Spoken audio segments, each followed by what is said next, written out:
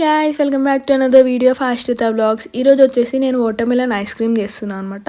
So దీనికోసం మనకు కావాల్సిన ఇంగ్రీడియంట్స్ ఏంటంటే వాటర్మెలన్ పీసెస్ వితౌట్ సీడ్స్, ఇంకా salt, sugar, lemon juice and ice cream moulds. Ice cream moulds లేకపోతే మీరు స్టీల్ గ్లాస్లో కూడా చేసుకోవచ్చు అనమాట. అండ్ అక్కడ సాల్ట్ ఇంకా షుగర్ ప్లేస్లో మీరు హనీ కూడా తీసుకోవచ్చు. అండ్ ఒకవేళ మీకు వాటర్మెలన్ స్వీట్గా లేకపోతే మీరు ఇంకా ఎక్సెస్ అమౌంట్ ఆఫ్ షుగర్ కూడా తీసుకోవచ్చు. నాకు నార్మల్గా ఉండే, అందుకే నేను 1/2 టీ స్పూన్ ఆఫ్ షుగర్ని తీసుకున్నా. ఒకవేళ మీకు ఎక్కువ షుగర్ కావాలనుకుంటే 2 స్పూన్స్ ఆఫ్ షుగర్ తీసుకోవచ్చు. అది మీ వాటర్మెలన్ని బేస్ అయి ఉంటుంది. సో ఇక్కడ ఫస్ట్ నేను ఏం చేస్తున్నానంటే వాటర్మెలన్ పీసెస్ అన్నీ మిక్సీ జార్లో వేసేసుకుంటున్నా.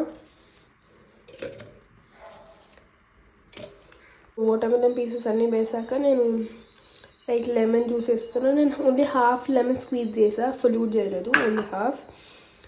అండ్ నెక్స్ట్ సాల్ట్ ఇంకా షుగర్ వేస్తున్నాం. ఇందులో మీకు ఫ్లేవర్ కోసం మెంట్ కూడా యాడ్ చేసుకోవచ్చు.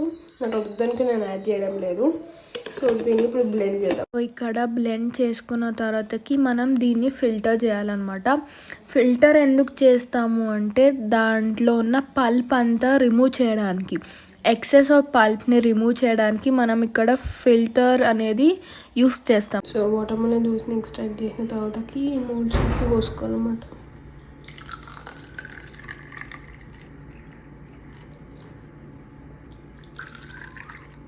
ఇక్కడ మనం మిగతా జ్యూస్ని కూడా ఆ మోల్డ్స్లోకి వేసేసుకున్న తర్వాతకి ఆ లిడ్ అనేది కొంచెం టైట్గా క్లోజ్ చేయాలన్నమాట, ఎందుకంటే మనకి లీకేజ్ నుంచి ప్రొటెక్ట్ చేస్తుంది. ఇప్పుడు మనం డీప్ ఫ్రిడ్జ్లో ఒక 5 to 6 hours వరకు ఈ ఐస్ క్రీమ్ అనేది స్టోర్ చేసి పెట్టాలి. సో ఫ్రీజర్ నుంచి 5 to 6 hours తర్వాత తీసాక ఇట్లా ఉండే ఐస్ క్రీమ్.